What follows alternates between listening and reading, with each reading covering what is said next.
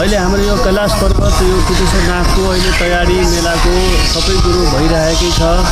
तपाईँहरू यसै पालि जुन श्रावण मेलामा आउनुहुने भक्तजनहरूलाई म एउटा आग्रह के गर्न चाहन्छु भने यसपालि जति पनि गाडीहरूको शुल्क लाग्ने छैन। यो गाडीहरूको शुल्क जोसुकै कसैले बाटोघाटो उठाएमा तुरुन्त खबर गरिदिनु म अनुरोध गर्दछु र सम्पर्क नम्बर पनि म 9826 87 37 38मा गर्नुहोला। कसैले त्यस्ता नराम्रो क्रियाकलाप बाटोघाटो पैसा उठाउनेमा यो नम्बरमा तपाईँहरू सम्पर्क गर्नुहोला, तुरुन्त एक्सनमा आउनेछौँ। र यति भन्दै अहिलेको हाम्रो जुन तयारी छ मेलाको अरू वर्षभन्दा यसपालिको तपाईँहरू केही छुट्टै अनुभव लिन सक्नुहुन्छ भन्ने आशा छ।